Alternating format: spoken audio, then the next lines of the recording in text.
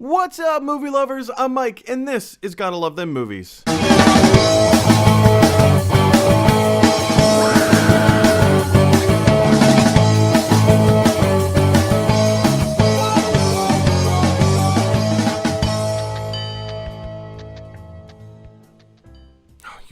You guys, welcome back to Gotta Love Them Movies, a place to talk about the stuff that you love.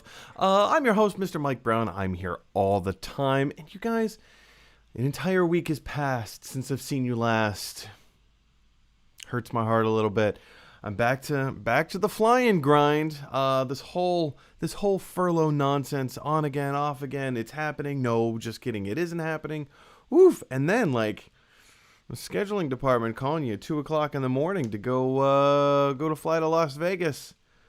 Ooh, you guys, takes it out of you. Policing all of the passengers, keep your masks on. It's exhausting. It's exhausting. Anyway, guys, I'm back. We're here to talk about all of this stuff that we love today. Before we're going to jump into it, if you haven't done so already, definitely click on that subscribe button. With the more subscribers we get, the more watched content the channel gets. And with the more watched content the channel gets, that means I get to make this show my full-time job. So I really appreciate your love and support in that regard. And as well, guys, if you have a question, if there's something, if there's a topic specifically that you want to discuss, send me an email at gottalovethemmovies@gmail.com. Maybe you've heard a piece of news that hasn't come across my desk yet. And yes, I have a desk, believe it or not. Photos to follow later, but yeah, you guys, if you have a question, if there's some kind of a topic, if there's anything in particular that you want to talk about, send me an email at gottalovethemmovies@gmail.com. As long as it's a family-friendly question, yeah, we'll make it a main topic on the show and we'll discuss it till our heart's content. All right, you guys, with all of that down out of the way, let's go in and take our first little bit of movie news. And by the way, as we do the show, we're going to talk about 4 different main topics today. 4 different things. Drop your comments as the show is going, and then once we finish talking about all the the main topics and all the stuff there, then we're going to go in and take your live comments or questions in the live chat. So it's pretty easy. It's pretty simple. Head over to the live chat. You can find it by clicking literally on live chat. There's like a button right down there somewhere. Go ahead and click on that. And yeah, join the conversation. Be part of this thing. All right, you guys. So we have been doing a lot of talking on the show. We've been discussing at quite some length the Black Adam movie. Well, when is it happening? They made this big, huge fanfare about it at DC Fandom last August. Dwayne "The Rock" Johnson did this incredible presentation. And then all the slate of DC films, they got moved, they got switched. Black Adam was taken off of the slate.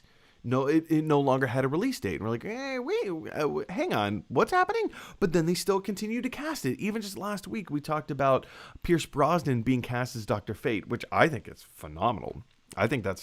I never would have thought of that casting, but I think that's really cool. I'm really looking forward to see what he is going to do in the role. Anyway, yesterday, Dwayne "The Rock" Johnson posted on his Instagram account a video of not necessarily of him in Times Square, just kind of like a video panning around Times Square, where it's obviously augmented reality, where they've kind of digitally stripped away the billboards that currently exist in Times Square, and then redid them all as the camera is panning around to make it look like, oh, Black Adam is taking over Times Square. And of course, there's a little voiceover that goes along with it. But from this video that Dwayne Johnson posted on Instagram, we now have an official summer 2022 release date. If memory serves, it's July 22nd, I believe. July 29th, excuse me. July 29th is our release date for Black Adam. It also, if that date sounds a little bit familiar, which it might not, who knows, it also just so happens to be the release date of the upcoming Indiana Jones 5 movie. Yeah, so Black Adam in Indiana Jones 5 on the surface are going to be competing for digital landscape. I don't know if that's property, retail. You know what I'm talking about. They're going to be fighting over the same time slots on the surface. But here's the thing, you guys. Here's the thing. I don't think that's going to happen. I don't think that's going to happen. Are you kidding me? No. The script has already been written for Black Adam. Cameras start rolling in like a week or 2 weeks. Like, they're not far off. They're going to start rolling any minute now. The cast has been set. We have the villain has just been oh no, sorry, I'm thinking Helen Mirren in Shazam. But even still, like, we know that it's playing a part of, like, it's playing into this other world, this other universe, a different story, whatever. So yeah, like Black Adam, it's been in the works for quite some time. Not to say that Indiana Jones hasn't been in the works for quite some time. It has. I don't know, maybe right around the same time, like over a decade. Indiana Jones 5 and Black Adam have both been in the works for over a decade. But here's the thing, you guys. We have no details about Indiana Jones 5. We don't. We have zero details about that. To our public knowledge, there is no script that's been written. Okay, yeah, there's director James Mangold attached to the project, and it has a release date. And yeah, Steven Spielberg is going to executive produce. Okay, yeah, we knew that. But we have no new details. We have no casting details. There's no script details. There has been zero movement on this. In fact, there has been so little movement on Indiana Jones 5. There have been a lot of questions as to whether or not this movie is even going to happen. Period. I mean, Harrison Ford, how old is Harrison Ford? He's in his 80s. Let's find out. How old is Harrison Ford? He's 78. He's 78, you guys. So, by the time cameras start rolling, like best case scenario, they're going to start filming later this year. I don't think that's going to happen. If they do start filming in any reasonable amount of time, I'm going to say, well, let's see, when is Harrison Ford's birthday? Let's find out. What is Harrison Ford's birthday? Come on, Siri. When is Harrison Ford's birthday? So July 13th. So, okay. So he's going to be 79 this year. By the time cameras start rolling, he's either going to be 79 or 80. The movie isn't going to come out until he's either 80 or 81. I love me some Harrison Ford. There's not a lot that man can't do, but an 80-year-old Indiana Jones going off on adventures? Come on, guys. Come on. I don't know. I don't know what's going to happen to this. Is Disney just holding on to this time slot just to hold on to it? Is Lucasfilm actually going to end up making an Indiana Jones 5? Do you think it's actually going to end up competing against Black Adam? I don't see this happening, but maybe you guys have some thoughts that I don't. Jump on down the comment section below and let me know your thoughts. All right, guys. For the rest of the show, we are going to be spending the majority of the time talking about Godzilla versus Kong, directly related, but also things tangential to that as well. And in celebration of Godzilla vs. Kong opening in the United States today, I am not wearing a Godzilla vs. Kong t-shirt per se, but it's Kitty Kong. I think it's appropriate to say I'm wearing a Kitty Kong shirt. Anyway, guys, if you haven't already heard, there has been a little yes, Godzilla vs. Kong across the board has been getting some really good reviews. I can't remember specifically what it holds on Rotten Tomatoes right now, but critically and audience scores have it, pretty good. Seems like people are enjoying this movie who have seen it, who have been verified seeing it. And the way that Rotten Tomatoes runs their scores, there is a whole verification process to say this review is a legit review because this person writing the review has actually seen the movie. We have verified this person has actually seen the movie. But IMDb does not have the same kind of verification system. Anyone can just jump on IMDb and review or rate the movie. And a lot of people who are very upset with Warner Brothers right now for their lack of hashtag restoring the Snyderverse have given Godzilla vs. Kong a very, very bad score. And when I say a bad score, you can't give a score of 0. So they give a score of 1. And there is a long list on IMDb. There's a long list of people who have review bombed Godzilla vs. Kong because Warner Brothers has come out and said, we are not continuing on with the Zack Snyder universe. Now, I have a lot of thoughts about this. Oh, boy, do I have a lot of thoughts about this. First and foremost, you guys, not cool. Not cool, which is an understatement to say the least. This is a rampant temper tantrum. This is a rampant temper tantrum for people who feel that they didn't get to have their cake and eat it too. If the Zack Snyder Justice League movie wasn't good enough for them, and now they're demanding, otherwise, fear our penalty. We are going to review bomb all of your movie. It doesn't matter if I actually like the movie. We're going to review bomb your movie and say it's terrible. But, I actually kind of like it. You selfish, indulgent, temperamental, temper tantrum buffoons. Who does that? Why are you doing that? You are only hurting your own cause. In fact, there are 2 groups of people for Restore the Snyderverse. Right? Or, sorry, there's 2 groups of people for Release the Snyder Cut. Right? There are people who are review bombing Godzilla vs. Kong and saying, boo, we wanted more Snyder. The review has nothing to do, their attitude and feeling about Warner Brothers has nothing to do with Godzilla vs. Kong.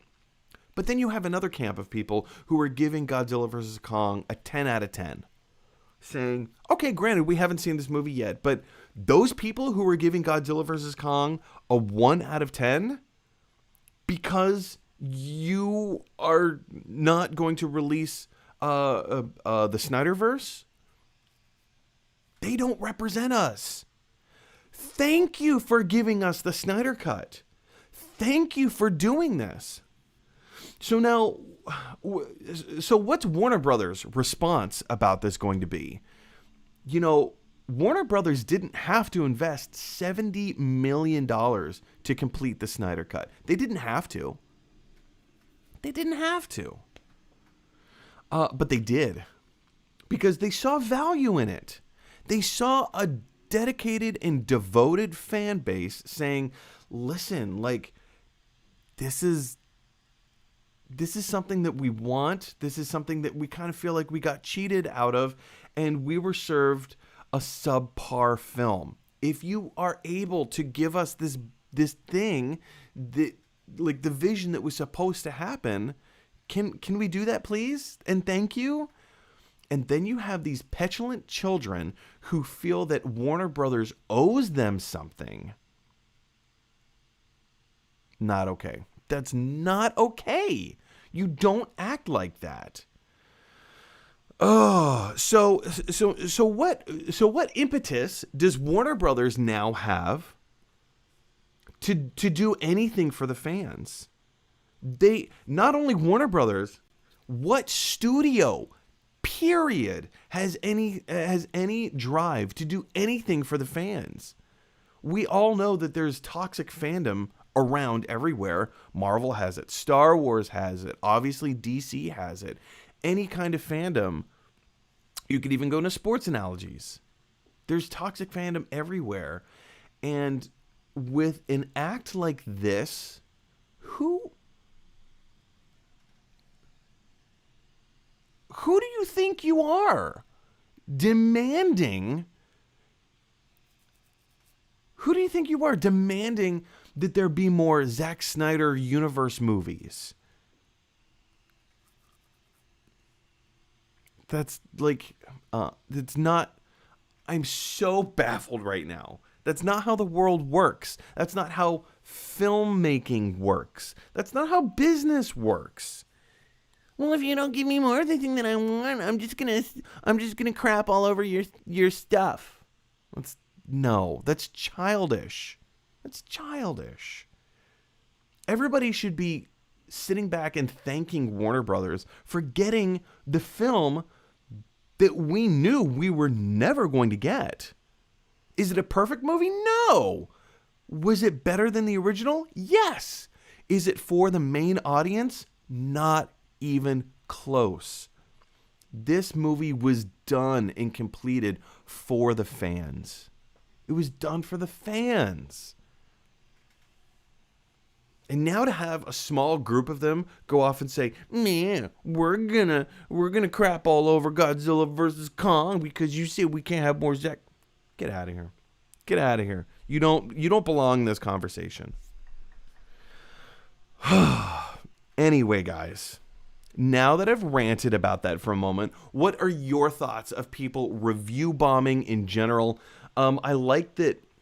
In fact, I love that Rotten Tomatoes has changed their policy as to how reviews and scores happen on their website. I wish IMDb would adopt the same process. It's not a perfect rating system, but it's in terms of the Rotten Tomatoes rating system, but it is verifiable that these people have seen these movies. Yeah, and again, the overall score is not an indication as to how good or how poor the movie is. It's just how many people liked it and how many didn't. That's all it is. That's all the Rotten Tomatoes score is.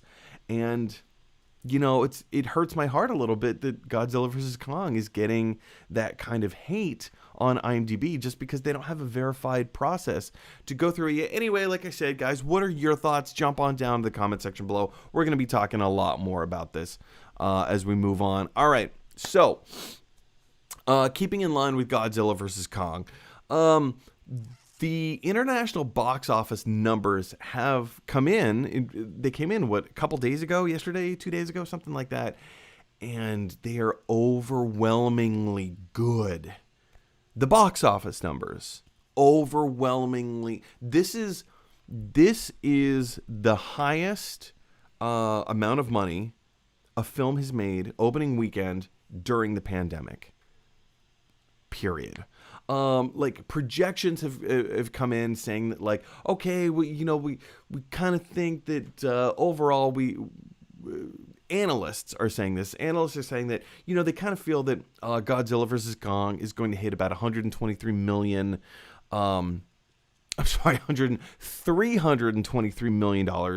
by the time that it's finished with its theatrical run. And so far, in its opening weekend, internationally, not domestically, internationally, it's already reached $122 million. That's a third. That's a third of what the analysts are projecting that this is going to make. I have a feeling that based on international box office, domestic box office, the movie just came out today. Yes, it's on HBO Max, but I feel that this is the kind of movie that people are going to want to see in theaters. Kim and I just went to go see the movie Nobody last weekend, and I loved it. It was dumb action fun. It was something for me to kind of turn my brain off and enjoy this ridiculous paper-thin story unfolding on screen. Very little character development, but who cares? It was fun. It was a fun movie. Godzilla vs. Kong looks like an even more fun kind of movie, and the kind of movie that you want to see in theaters. The reviews are very positive. It's, as we just talked about, yeah, people are review bombing it, but it's also getting a lot of positive buzz, a lot of positive press. And it's already made $122 million internationally in the international box office. Vaccines are starting to roll out. Over a third, wrap your brain around this, over a third of the entire population of the United States has been vaccinated by now. Kim just got her first vaccination today. So, awesome. Like, it's happening. We're doing it, you guys. We're getting ready to go back to the movies. We're getting ready to go back to do a lot of things, but going back to the movies is one of them. And Godzilla vs. Kong, unlike Tenet, who currently holds the record of, $300 million? I think something like that, and Wonder Woman's shortly underneath it. Godzilla vs. Kong is the first... Man, no, I can't say that. Wonder Woman 84. I was about to say Godzilla vs. Kong is the first blockbuster. But I will say this. I will go so far as to say this. Godzilla vs. Kong is the first major blockbuster film that is being positively reviewed. It is getting a lot of thumbs up and a lot of positive attention around this movie. Wonder Woman 84, there was kind of a okay kind of feel to it, or like feeling going into the movie if you read any of the reviews, if you heard anything about it. But Godzilla vs. Kong is getting overwhelmingly positive reactions from people. So it's a big blockbuster spectacle that demands to be seen on the big screen, and it's getting a lot of positive buzz. Compound that, unlike Wonder Woman 84, where over a third of the country, of the United States, has been vaccinated already. I don't know what the vaccination numbers look like outside of the United States. I can only imagine that they would, or hope that they would reflect similar results of what we have here in the States.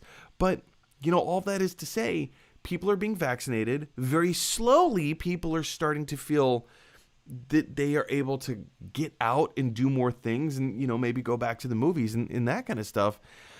So I can only imagine that this is going to do good things. I think this may be currently, to date, I think it's going to smash the projections. I think it's going to cross the $350 million mark. It may come close to 400 million, maybe just under. It might come just under. If it does, I think in a COVID world, in a pandemic world, that is a monumental success. If Godzilla vs. Kong is able to even come close to $400 million in a pandemic world, that is a monumental success. And I think it has a really good chance. But anyway, guys, what do you think of this the international box office from Godzilla vs. Kong? Yes, it's coming out on HBO Max here in the States. Yes, it's coming out on Sky Cinema. I think in the UK, I think there's going to be arrangements for Sky Cinema to be able to see it, that whole thing. Anyway, and then other countries around the world in similar ways of how to view this kind of stuff. What are your thoughts? How well do you think overall this is going to do with the box office? Jump down to the comment section below and let me know. All right, guys, our last topic to talk about today is, again, it's the other side of Godzilla vs. Kong. Director Adam Wingard, as we just talked about, this movie is getting positive buzz, positive press. It's getting a lot of likes on Rotten Tomatoes, and it's looking like this is going to do some success, not just in terms of box office and returns in Warner Brothers pockets, but also for director Adam Wingard. what are his other possibilities coming out of the gate? Well, he sat down and did an interview with Deadline the other day, and one of the big things that came out from this interview, they asked him point blank is, okay, you're working on a whole bunch of other things right now, and like you're prepping for things, and there's things in the works, but you're gonna direct a Thundercats movie? Let's talk about that. And I warn you guys, there's a lot in this article to talk about and specifically read. So forgive me. We're going to be reading this for a minute. You can see there's a big, huge paragraph right here. There's a big, huge paragraph there to read.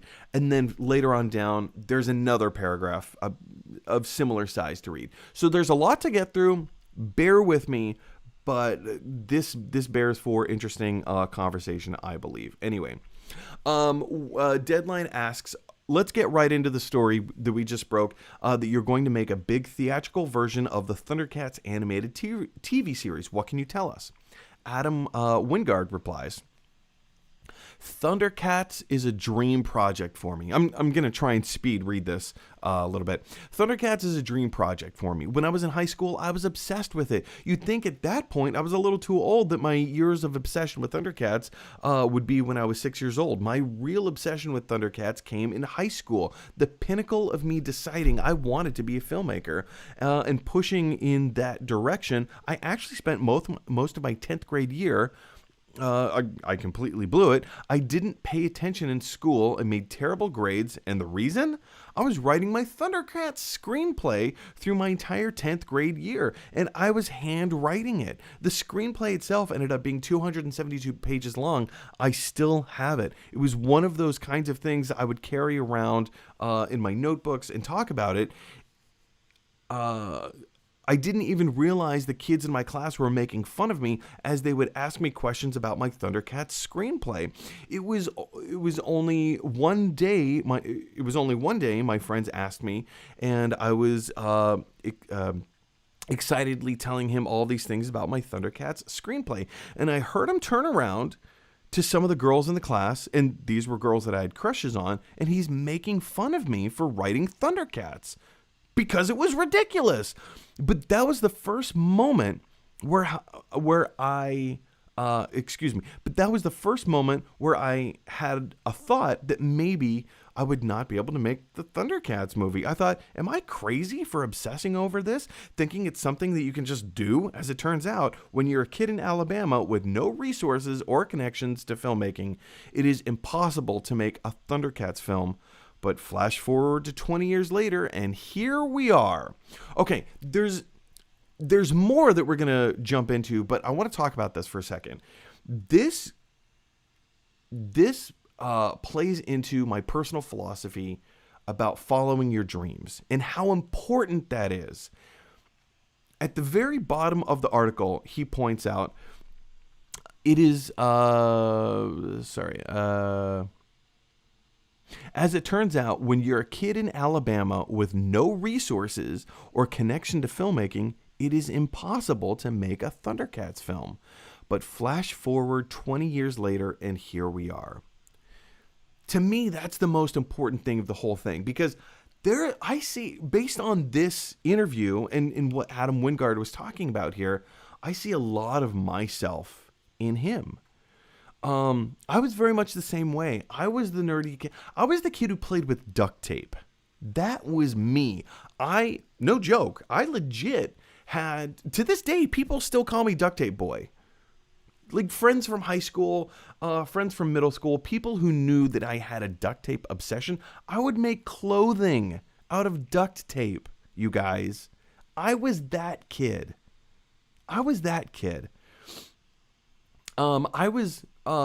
Seinfeld was so massively popular at the time that I was in high school. So massively popular.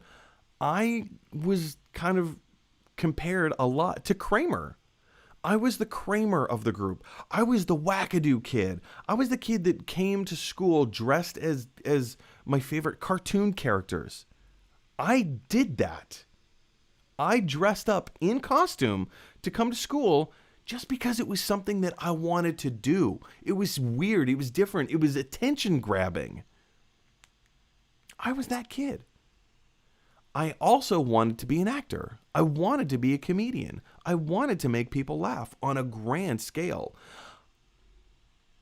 I also wanted to be super famous.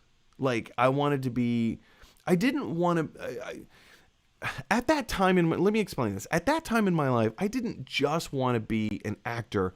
I wanted to be a movie star. That's what I wanted to be. So, maybe in all fairness, maybe I've changed some of the memories in my head a little bit. When people would ask me, what do you want to be when you grow up? It's quite possible that I didn't say I wanted to be an actor. It's quite possible that I may have responded by saying, I want to be a movie star. I might have. I don't know. I don't think I did, but I might have. And even because I grew up in Pennsylvania, I would think demographics are very similar to Alabama. And when you grow up in this kind of environment that tells you you can't do something because it's not available to you, you have two choices to make. One, fall in line and say, oh yeah, you're right. Those options aren't available to me here.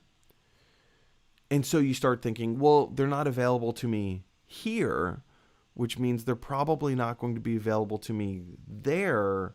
So why even try? It's not going to amount to anything, right? The second option that you can do is actually say, oh yeah? Oh, you don't think that it's available? That you don't think that option is available to me? All right, I'm gonna go prove you wrong. And that's what Adam Wingard did. And I feel like that's what many of us can do. If there's something that you want so passionately, this comes with a caveat. I wholeheartedly believe that you are able to do anything you want in this world, anything you want. But don't expect it to turn out the way that you've envisioned in your mind. Things inevitably are going to look different, sound different, feel different. You're going to have different experiences. Just because I want to be a big famous comedian doesn't mean that my process is going to turn out the same way as anyone else's. Mike Myers' journey is not going to be my journey. Dan Aykroyd's journey is not going to be my journey. Chris Rock's journey is not going to be my journey. I have to have my journey if I want to do the thing that I want to do and enjoy the process along the way. So let's go. Let me jump back into this article from Deadline really quickly. The most important part here is the last clause, the last little phrase where he says 20 years later, and here we are. Fast forward 20 years later, and here we are. That's not hyperbole to just say, yeah, fast forward 20 years. He didn't twiddle his thumbs for the past 20 years. He worked his butt off to get to where he was, or to where he is. He worked his butt off, and he put in the time. He invested the time, and he learned the craft. He had to go to where the knowledge was. He had to go to where the experience was to learn the craft and to learn what he was doing. And then he applied his creativity.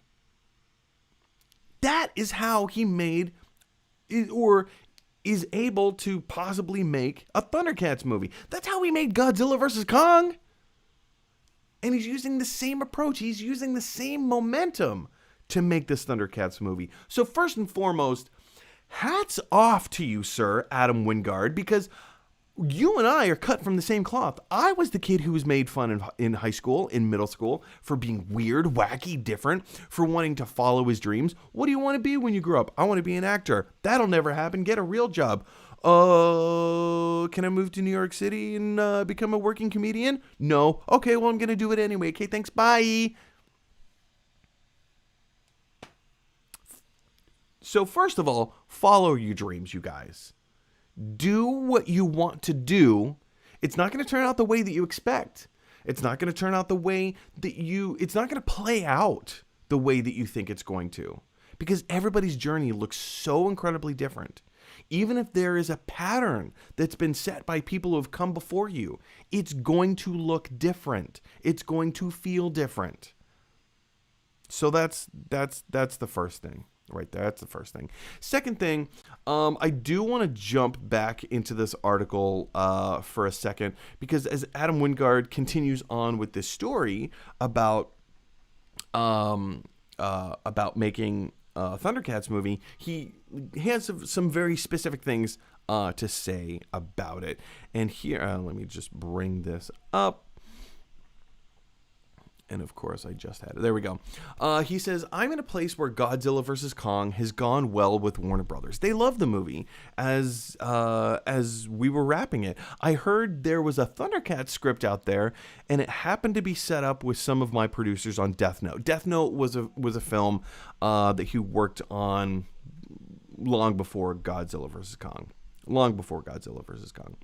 He says, I asked them, I want to rewrite the script, the Thundercats script. I want to rewrite the script with my friend Simon Barrett.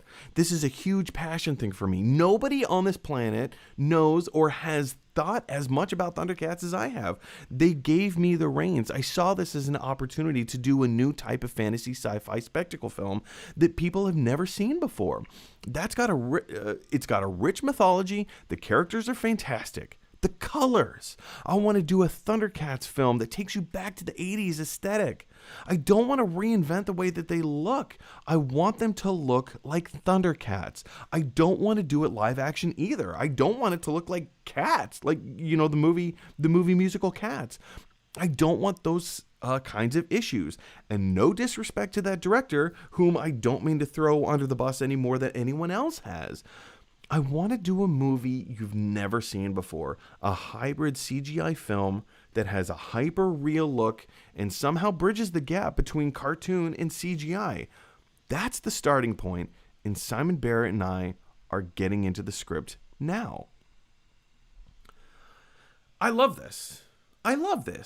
Because, you know, as I've seen on other analysis shows, other movie talk shows, people have talked about this exact very thing, and the same answer keeps coming up. Like, okay, you want to do a hyper realistic, you want to play into the aesthetic of the 1980s Thundercats, you want them to look like Thundercats, but it's not going to be live action, but it's going to be a CGI hybrid. Like, what are you talking about? And the general consensus is Avatar. Yeah, I mean, there was a lot of CGI in Avatar, and there was a lot of motion capture thanks to Avatar. But Avatar also has this photorealistic look to it, but it still looks CGI, but it also has, you believe it. It looks photorealistic, and you believe it, but it also looks CGI. But you believe it, you know? So kind of general consensus right now is that it's quite possible that as Adam Wingard starts production on that, or rather pre-production on this, and he and Simon Barrett start writing the script together, and they're figuring out how this is going to play out, what it's going to look like, and the story, and the whole nine yards. It's getting me a little excited, because you have a super fan writing this movie who wants it to look and feel like a Thundercats movie. I feel like it's in good hands. And granted, I haven't seen Death Note. I heard it wasn't good, but okay, whatever. Still learning on how to be a filmmaker. Godzilla vs. Kong is getting rave reviews. And when I say rave reviews, I mean like overwhelmingly positive in terms of fun. So it's quite possible that this is in the best hands it could be in. But then again, who knows? Who's to say? Having a super fan work on a movie like this could turn out to be one of the worst things ever. Zack Snyder, I think it's fair to call Zack Snyder a super fan. And sometimes his films don't work out the way that everybody wants. Some people unabashedly, obviously, love the Snyderverse. But I mean, Batman versus Superman was polarizing. It was polarizing. Not everybody liked it. Not everybody loved it. Same thing with Man of Steel. He did really great work on 300. I think that was kind of universally enjoyed. But yeah, I mean, he's a very specific taste. He's a very specific taste. Anyway, guys, I'm sure like we could pull this apart and everything, but I love this article from Deadline illustrating how Adam Wingard went about his craft and coming from a place of being a nobody. Nobody knew who he was. Like he was made fun of in high school. Made fun of. Not by me. I mean, just like me. That's what the pointing meant. Anyway, I love these kinds of stories where it's like a rags to riches, like overcoming the odds. You're telling me I can't do something? Okay, let me tell you how well I can do it. It may take me 20 years to get there, but I'm going to get there. I love that. You guys, I love that. But what are your thoughts, you guys? What are your thoughts on Adam Wingard overcoming the odds? And also, let's talk about this Thundercats movie. What do you think that's going to turn out to be like? Do you think it's going to look and feel like Avatar? Or do you think it's going to have a different type of aesthetic? Because he very plainly says he wants to create something that nobody has ever seen before. What's that going to look like? I don't know. Jump on down to the comment section below and let me know your thoughts. All right, you guys, it is now time to jump into our open comments. Some of you have been typing in live comments all show long, so yeah, we're going to jump in and take those now. It's alive! It's alive!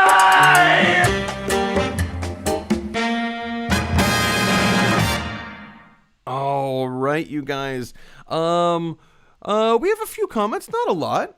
We have a few. All from Claxrud. I hope I'm saying that right. Claxrud. Claxrud says, "Hello, I'm a big fan. You're one of my favorite YouTubers." Oh my dear heavens, Claxrud, thank you so much. Genuinely, thank you so much. That really means a lot to me. I mean, it's fair to say here, let me jump up to the YouTube page. If you look at the YouTube page, we don't have that many subscribers. Look at how many views my videos get. I don't get a lot of views there. Which, I mean, it is what it is for now. It is what it is.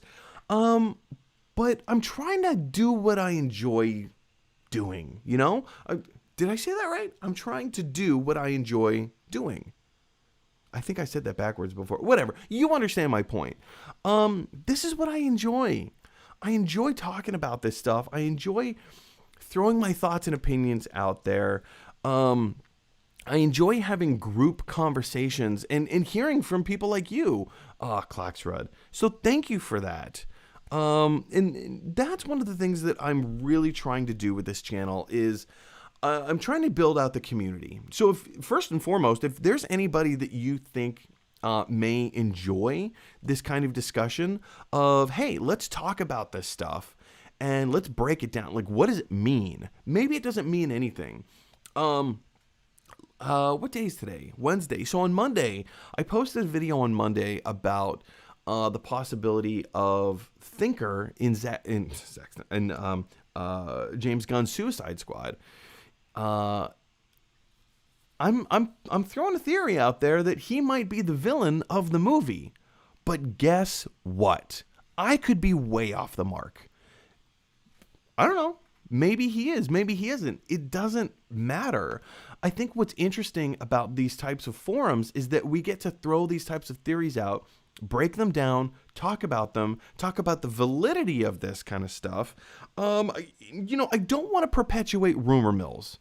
That's not anything that I want to do with this channel. I don't want to perpetuate rumor mills.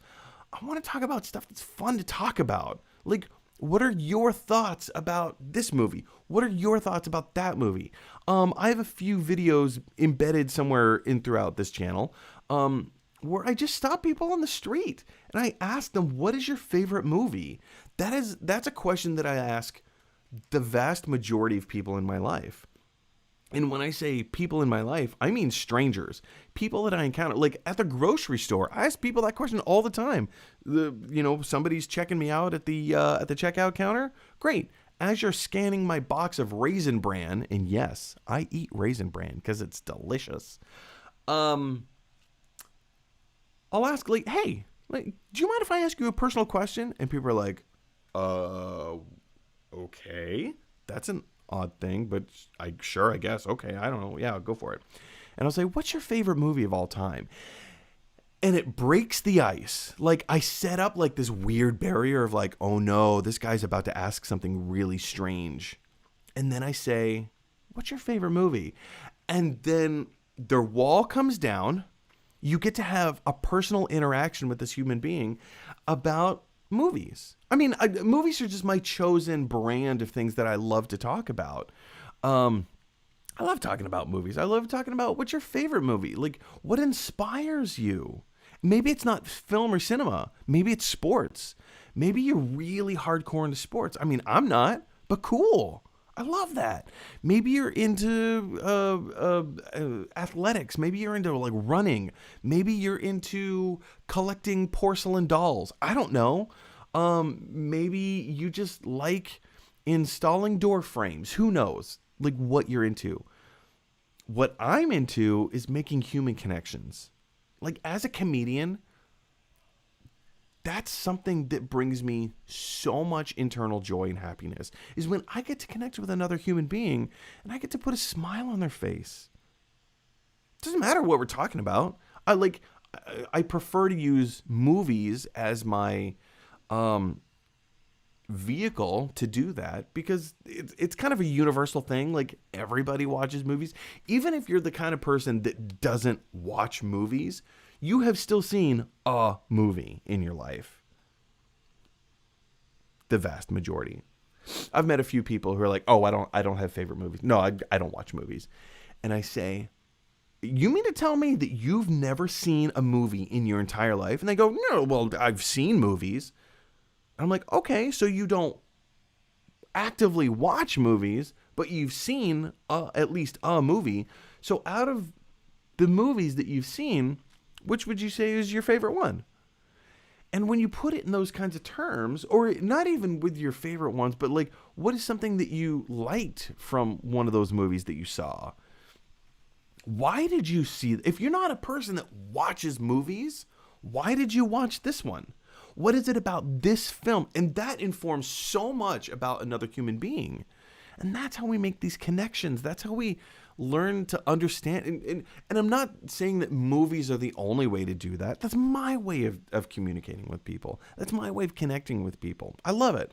And I love connecting with you, Claxrud. So if you're still there, if you're still watching, continue commenting, continue watching. I really appreciate your love and support. Like, I genuinely do. I genuinely do. We haven't met in person, but just the fact that you've taken time to write this right over here, it's beautiful. It's beautiful. So thank you for that. I seriously can't thank you enough. All right, guys. And seeing as we don't have any other live comments to address during the show today, I think we're just going to kind of wrap it up. Thank you so much for watching. Again, another shout out to Claxrud. Thank you for watching. Thanks for being a part of the show and the conversation and giving us things to talk about.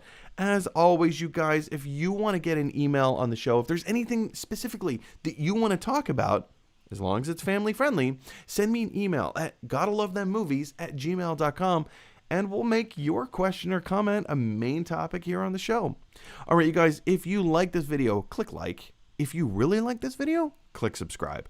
And if you really, really like this video, click share, because that is exactly what Claxrud would want you to do. I don't know that for sure. I'm just throwing it out there. Anyway, guys, we live in a weird, crazy world where everybody has their own thoughts and opinions, and sometimes those thoughts and opinions clash. So if you have an opportunity to infuse a little bit of kindness into the world today, please, I implore you, take that opportunity. Speak kind words to each other. As always, in the words of Bill and Ted, be excellent to each other. I will see you guys, I know not when next, but definitely next Wednesday. I'll see you next Wednesday. I'm going to try and upload a few more videos throughout the week. This is going to be a crazy week for me, but anyway, love you guys. See you soon.